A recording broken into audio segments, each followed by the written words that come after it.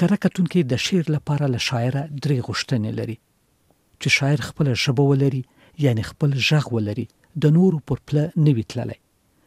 د شته شیانو او الفاظو ترمنځ نوي اړیکې پیدا کړي، داسې چې د نړۍ یو نوی تصویر رامنځته کړي، او دریم دا چې شعر باید له نویو کړکیو او لارو ډک وي چې سوالونو او فکرونو ته لارې پرانیسي. استاد شاعر پیر محمد کاروان څه سپارښتنې لري؟ د ځوانانو ته څه وایي چې څه وکړي چې ښه شعر ولیکي؟ د شعر په اړه به نور هم په دې مرکه کې چې فرشتې سحاق له دوی سره کړې ده واورو. د مرکې په پیل کې مو ښاغلی کاروان له دې خبروي چې له څه الهام اخلي. د ژوند هر لحظه یو بل رنګ لري، هر لحظه د ژوند که ورځې وي، که شپې وي، که هفتې وي، که میاشتې، که کالونه وي، له ځانه سره ډېره د ادب لپاره، د شعر لپاره، د خبرو لپاره، د مینې لپاره هر څه لرلی شي ډېر. نو موږ تاسو د کوم ژوند چې دی نو ځینې لوی لوی ارمانونه وي، مثال امن دی او علم دی، حکمت دی، د خلکو ترمنځ یووالی دی، خوشحالي ده، دا مو ارمانونه دي. نو دا کله یو ارمان پکې شعر کې رامخې ته شي، کله بل ارمان. نور خو داسې خبره ده چې هر څه ته د شعر په نظر وګورئ، د شعر د یوه هنري زاویې نه ورته وګورئ، هر څه کې شعر شته. په یوه ونه کې هم شعرونه دي، په کروندو کې هم شعرونه دي، د خلکو په خبرو کې هم شعرونه دي، د چا په مسکا کې هم شعرونه دي، او د چا په یوه خوږه خبره کې او په یو اخلاص کې هم شعرونه دي. همداسې په دردونو کې، په کړاوونو کې، په رنځونو کې، په ناهیلیو ناامیدونو کې، په دې کې هم شعرونه دي.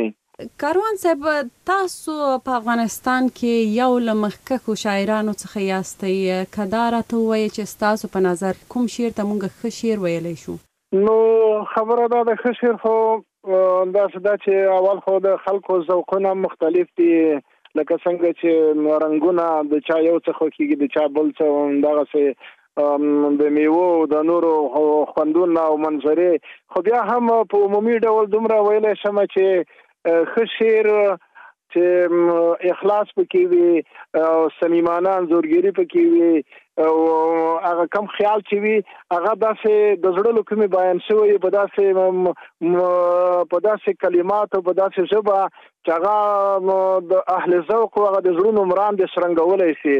پخوا هم شاعران او لیکوالان په افغانستان کې ډیر زیات ول، ښایسته شعرونه، ښه شعرونه لیکل کېدل. په دې وروستیو کلونو کې هم ځوان شاعران زیات شوي دي. ستاسو په نظر پخوا ښه شاعري کېدله، که اوس موضوعات ډېر شوي دي ځوانان ښه شاعري کوي، که پرتله یې کړو فرقونه به څه وي؟ والله چې دغه پرتله کول خو د شاعرۍ داسې مشکله ده، ځکه کېدای شي ډېر داسې شاعران وي چې هغه ډېر ګمنام وي، ډېر په خلوت کې وي، شاعري هم چاته نه وي رسېدلې او شاهکار شعرونه یې ویلي وي. نو کله کله داسې د شعر او د هنر او د ښکلا دپاره کله کله داسې یو زمانه هم په کار وي، یو څه موده چې هغه غبار دمغه زمانې هغه سره یو څه فاصله پیدا کړي، بیا وروسته پته ولګېږي چې کم شعر ډېر لوړ شعر دی، کم شاهکار دی، کم داسې شعر دی چې د ورځې داسې خبرې پکې راغلي دي چې هغه بیا بلې زمانې ته دومره په اصطلاح د شعر په اوږو کې داسې قوت نه وي چې هغه یوه زمانه بلې زمانې ته ولېږدولی شي. نو ښه شعرونه پخوا هم اوس هم شته دي، موضوعات ستاسو خبره ډېره ده، خلک مختلفې ژبې هم افغانان زده کړي، مهاجرتونه یې وکړه، دې سره هم ډېر دنیا یې ولیده، د نړۍ له ژبو سره اشنا شول، د نورې نړۍ د شعر و شاعرۍ سره اشنا شول. اوس هم ډېر پرمختګ پکې دی، ډېر ښه ښه شاعران پکې دي. خو پخوا هم داسې ده چې اوس مثال خوشحال بابا موږ یادوو، هغه یې پیړۍ پې تېرې دي، خو د پښتو ژبې یو ډېر عظیم شاعر دی، نابغه شاعر دی.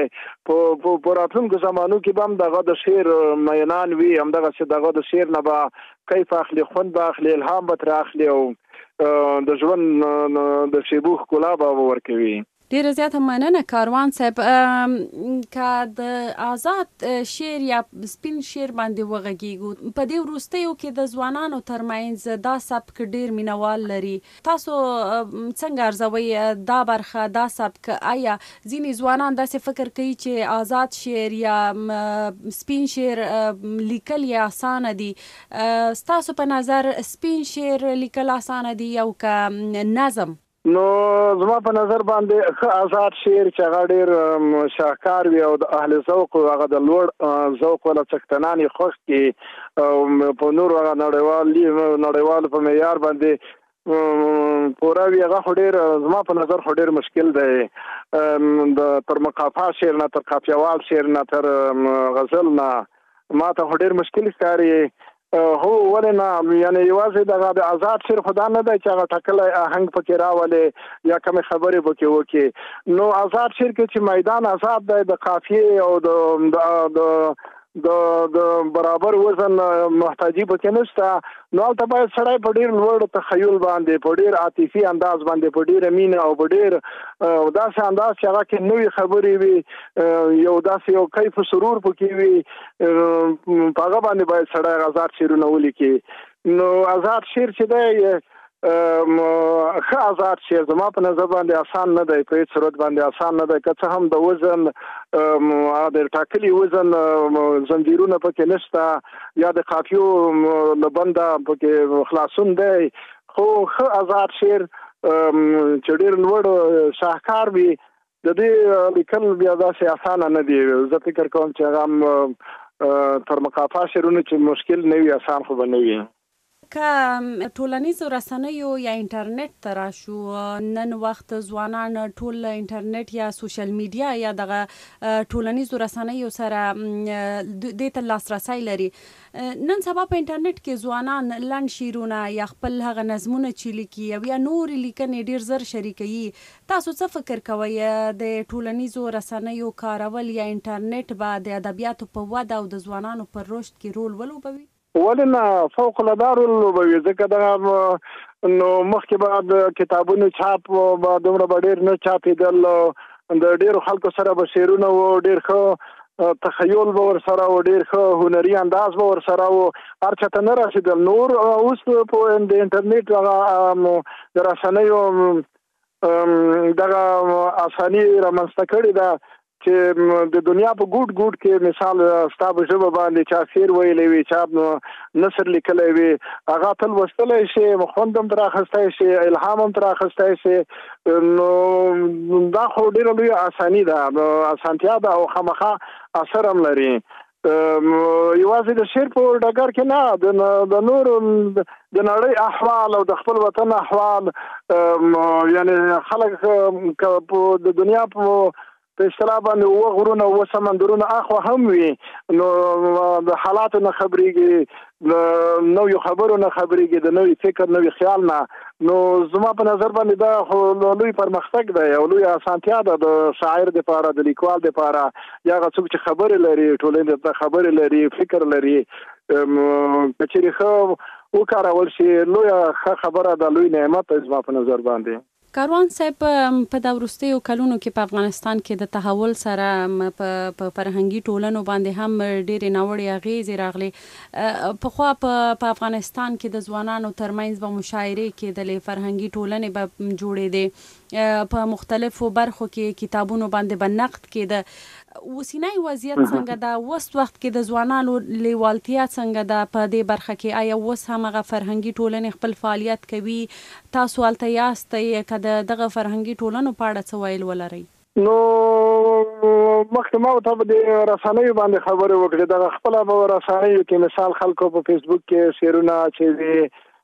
یا د واتساپ ګروپونه جوړ کړي دي یعنی دا تقریبا دغه په اصطلاح باندې په یو مرکز کې راټول نشي یو مشاعرې په مجلس کې نه وي دا د واتساپ ګروپونو کې د نورو ګروپونو کې دا تقریبا هغه کمای خلک پوره کوي او خو ولې نه د پخوا په څېر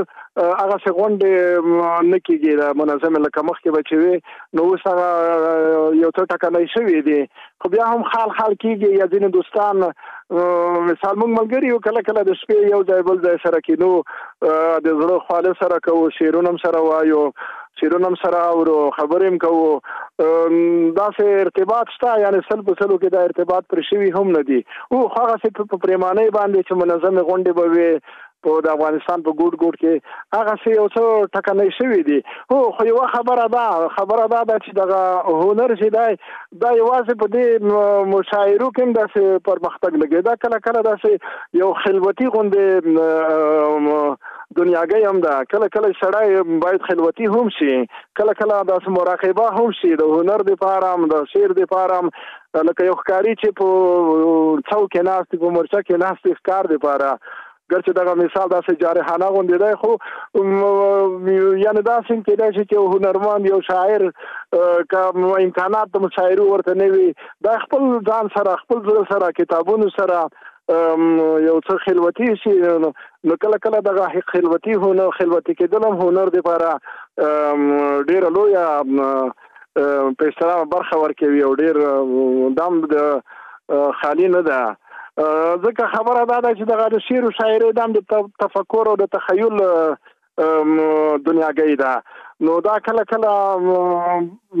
داسې هم کېدای شي چې سړی ځان سره یوازې وي، څه موده ځان سره یوازې وي، نو هغه دنیا ته په داسې نظر وګوري، په داسې د هنر په زاویو ورته وګوري، بیا هم خپله تنده خړوبولی شي.